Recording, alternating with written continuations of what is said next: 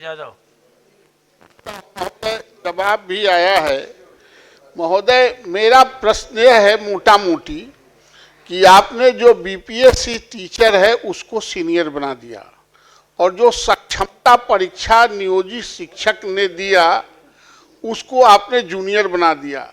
तो जो सक्षमता परीक्षा दिया है वो 15 साल, 10 साल, 17 साल, 18 साल तक लगातार वो कार्य करता रहा शिक्षण संस्थानों में, और उसके 15 साल 18 साल के निरंतरता आप नहीं जोड़ेंगे तो वह डिमोरलाइज फील करते हैं। और दुनिया में कहीं ऐसा नहीं है कि एक ही काम में हम लगे रहे हों और हमको वो वरीयता का लाभ नहीं मिले। मैं माननीय मंत्री से आग्रह करना चाहता हूं कि जो नियोजित शिक्षक हैं और जो सक्षमता पास किए हैं उनको उनके सेवा काल का जो जितना वर्ष तक उन्होंने स्कूलों में पढ़ाया है उसको उसमें जोड़ते हुए सीनियर बनाया जाए। सरकार का इस पर क्या कहना है? एक मिनट पूछिए। हम लोग सभी जानते हैं यहाँ तीन लोकतांत्रिक ढांचे में तीन तरह की सरकार है, केंद्र सरकार, राज्य सरकार और लोकल गवर्नमेंट, स्थानीय स्वशासन की सरकार। और उसके तहत माननीय मुख्यमंत्री जी ने उस समय नियोजन इकाई के द्वारा नियुक्ति करवाया। जो माननीय सदस्य का सवाल है वह इसलिए भी अनिवार्य है और अपरिहार्य है कि उन्हीं शिक्षकों के अनुभव के आधार पर सरकारी विद्यालयों में प्रधानाध्यापक के रूप में नियुक्ति की गई, प्रधान अध्यापक के रूप में नियुक्ति की गई, शिक्षण प्रशिक्षण महाविद्यालय में व्याख्याता के रूप में नियुक्ति की गई। उसमें आप उनका अनुभव मान रहे हैं। राज्य सेवा संवर्ग के भी कोई अगर भारतीय प्रशासनिक सेवा में जाते हैं तो वो सरकार स्टेट टू सेंटर होता है, सेंटर टू सेंटर होता है, तो लोकल गवर्नमेंट टू स्टेट क्यों नहीं हो सकता है?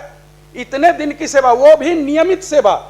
मुख्यमंत्री महोदय ने पहले वो ठेके पर थे नियुक्त, कॉन्ट्रैक्ट पर, और मुख्यमंत्री महोदय ने 60 वर्ष की सेवा उनकी भी की जितनी सरकारी कर्मियों की, सरकारी शिक्षकों की सेवा थी। तो मुझे नहीं लगता इसमें कोई विवाद है। विभाग द्वारा यह विवाद जरूर पैदा किया जा रहा है, शिक्षकों में असंतोष बनाया जा रहा है, पठन पाठन का कार्य प्रभावित हो रहा है। इसीलिए इसमें मंत्री महोदय आप एक बार समीक्षा करें और सरकार के संवैधानिक स्वरूप को देखते हुए जो माननीय सदस्य का प्रश्न है उसके अनुरूप उनको यह हकदारी मिलनी चाहिए। माननीय सभापति महोदय, जहाँ तक शिक्षकों के वेलफेयर का प्रश्न है या फिर शिक्षा जगत में जितनी सुधार हुए हैं, अगर उसमें डिटेल में जाएंगे समय लगेगा, लेकिन ये कहना कि शिक्षकों के विरुद्ध है सरकार या उनका ख्याल नहीं रख रही है सही नहीं है। लेकिन जो कॉन्स्टिट्यूशनल पोजीशन है, हम निश्चित रूप से आपके प्रस्ताव पर विचार करेंगे, लेकिन जो कॉन्स्टिट्यूशनल पोजीशन है वो भी माननीय सदस्य जान जाएं।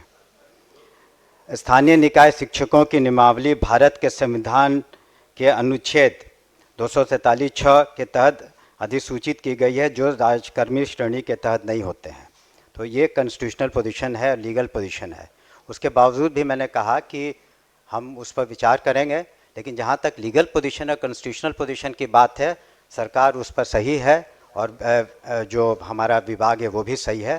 किसी को तंग तबाह करने के ख्याल से इस तरह की कोई मंशा नहीं है। हम लोगों ने तो जहाँ तक हो सका है शिक्षकों के हित में सारी कार्रवाइयाँ की हैं।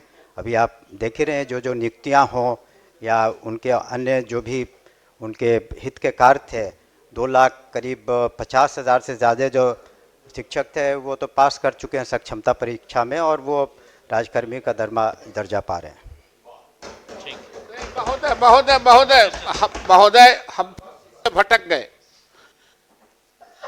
मैं यह संजीव जी ने भी कहा कि आपने हेडमास्टर बनाया तो उसकी वरीयता को काउंट किया कि नहीं?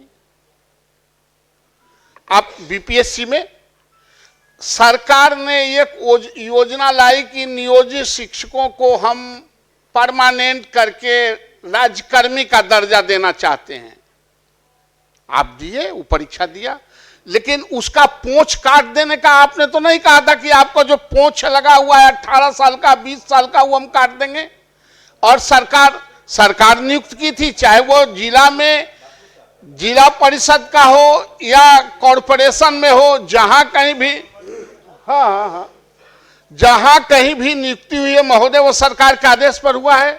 60 साल तक आपने उसको रखने का वादा किया इसी सदन में।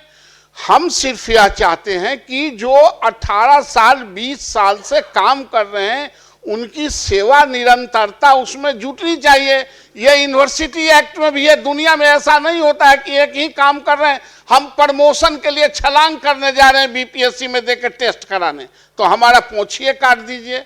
इसलिए महोदय मैं पुनः यह कहता हूं कि उनकी जो सेवा निरंतरता है उसमें जोड़ी जाए। अनुभव जितने दिन का अनुभव है, और आज अभी यूनिवर्सिटी सर्विस कमीशन के पूर्व चेयरमैन बैठे हुए हैं और वर्तमान चेयरमैन भी बहाली कर रहे हैं। आप दूसरे कॉलेजों को, अफिलिएटेड कॉलेजों के 10 साल और 5 साल का आप काम करने का अनुभव जोड़ रहे हैं कि नहीं? आप उस पर आप अंक दे रहे हैं कि नहीं? ये दुनिया में ऐसा ही चलता है। एक अलग रूप से इसको प्रताड़ित करने के दृष्टिकोण से जो जूनियर आज बहाली हुआ है उसके कलेजा पर आप सीनियर के कलेजा पर बैठा देंगे तो शिक्षण संस्थानों में इसका असर पड़ता है। इसलिए महोदय मेरा आग्रह है कि उनका जो अनुभव का लाभ है उसमें जुटे। यह इस पर सरकार क्या कहती है?